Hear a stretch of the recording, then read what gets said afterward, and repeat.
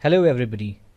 Today in this video we'll be discussing about the first of the parts of speech, that is noun. Noun, also called Sangya. We find noun as one of the most easiest of the parts of speech, but not that easy that we start ignoring it.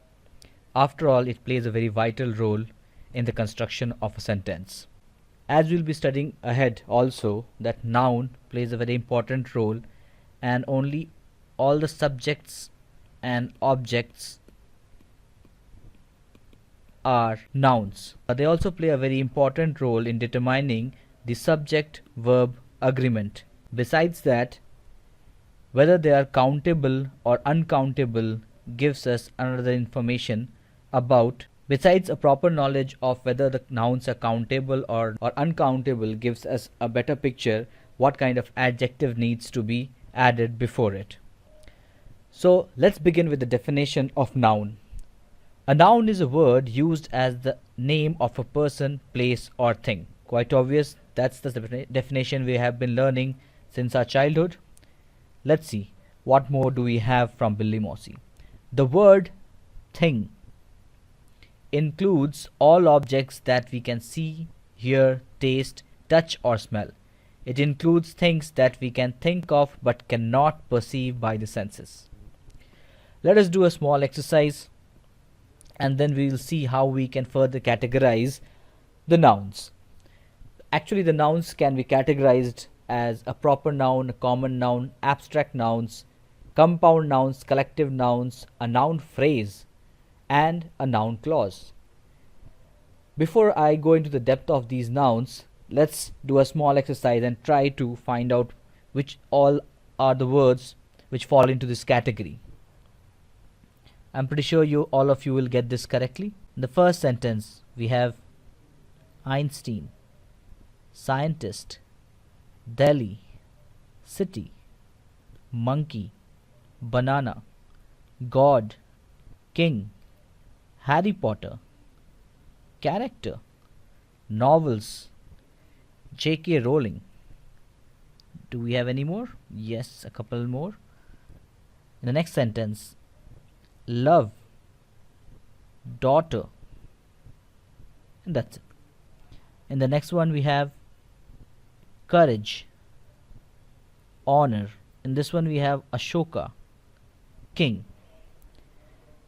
Well, it is a little difficult to find out the abstract nouns, but they are one of the important ones. We will see how we can do that. Let's begin and see how we can take you to the depth. A common noun is a name given in common to every person or thing of the same class or kind. A proper noun is the name of some particular person or place. Note, proper nouns are always written with a capital letter at the beginning. What do you mean by capital letter?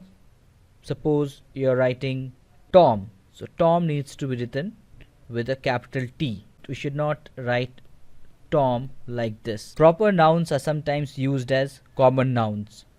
Let's see how a proper noun can be used as a common noun. He was the Luqman.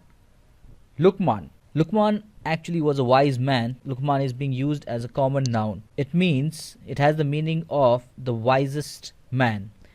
He was the Luqman of his age. It means he was the wisest man of his age.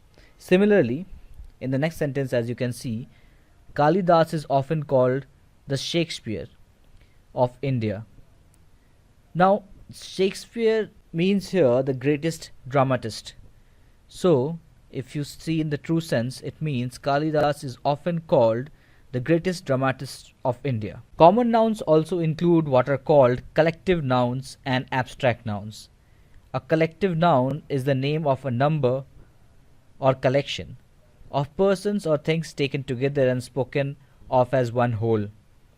For example, crowd, mob, team, flock, herd, army, fleet, jury, family, nation, parliament, committee, and etc. and etc. Let's see 2-3 examples. A fleet. A fleet means a collection of ships or vessels. An army, a collection of soldiers. A crowd, a collection of people. There are lots and lots of words which you can memorize. Well, I cannot discuss all the words here, but I will give you probably a PDF or soft copy to go through. Let's see these nouns in sentences. The police dispersed the crowd. A crowd is the collective noun. The French army was defeated at Waterloo. Army. The jury found the prisoner guilty. Jury. A herd of cattle is passing. Here, herd is the collective noun. An abstract noun. It is a little difficult to trace because you actually cannot see it, you cannot perceive it. So, an abstract noun is usually the name of a quality, action, or state considered apart from the object to which it belongs. For example, let's see: quality, goodness, kindness, whiteness, darkness, hardness, brightness, honesty, wisdom, bravery. Action, these are the kind of abstract nouns actually. Laughter, theft, movement, judgment, hatred. State, childhood, boyhood, youth, slavery, sleep, sickness, death, poverty. The names of the arts and sciences are also abstract noun. For example, what we are learning right now is also an abstract noun, grammar. Similarly, music and chemistry. How are abstract nouns formed?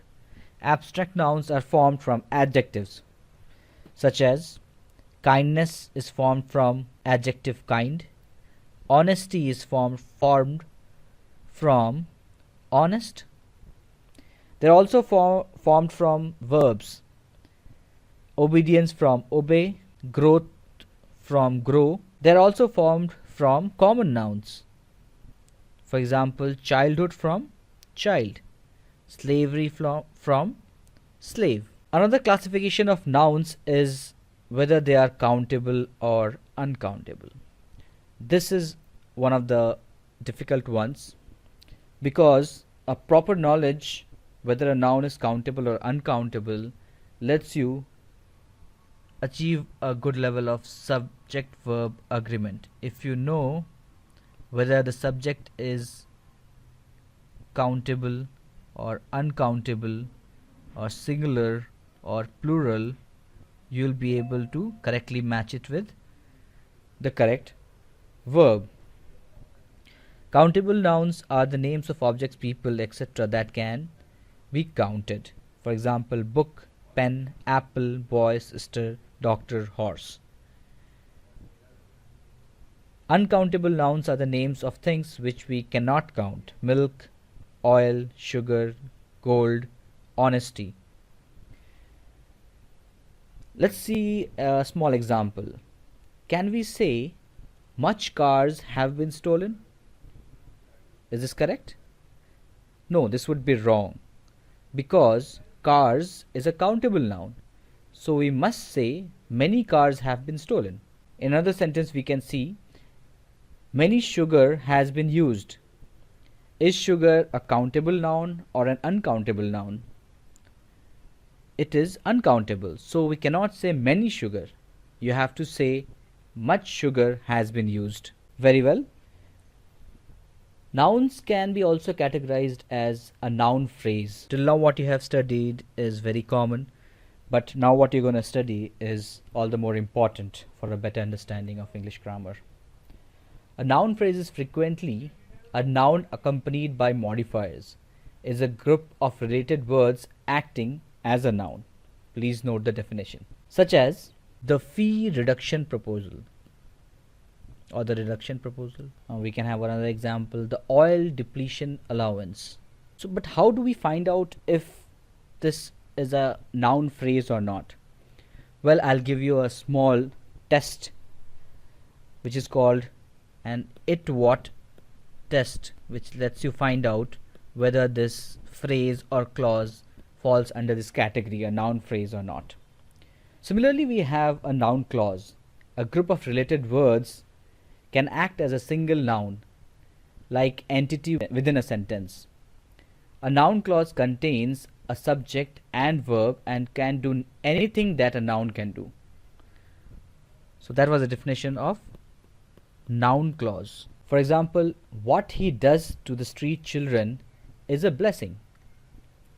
Let's write this down. What he does to the street children is a blessing. What he does to the street children is a blessing. This entire clause over here is nothing but a noun clause. It has a subject, it has a verb, and it can behave as a noun as well. So let me give you a shortcut or a technique which will help you to analyze and find out if this clause or a phrase falls into a noun clause.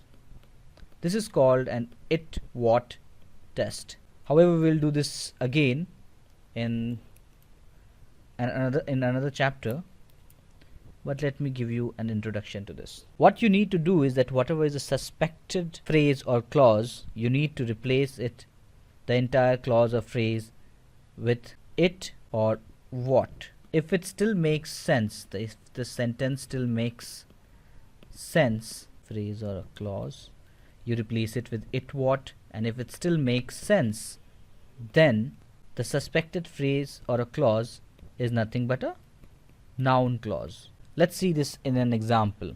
So what is the suspect here? What he told me made me feel happy. So we need to replace this with it or what. It made me feel happy. Well, it does make sense. Let's replace it with what. What made me feel happy? It still makes sense. So this is a noun clause. Let's see this in one more example. She was interested in what I spoke. She was interested in what I spoke. So what is the suspect here? What I spoke is the suspect here. What I spoke. So let's replace it with it. She was interested in it. Well, it makes sense. Let's replace it with what. She was interested in what. Yes, it does make sense. So that means that this is a noun clause. Well, I guess you must have understood what is a noun phrase and a noun clause and how you can trace them. So we'll move on to the next parts of speech in the next video. Thank you very much.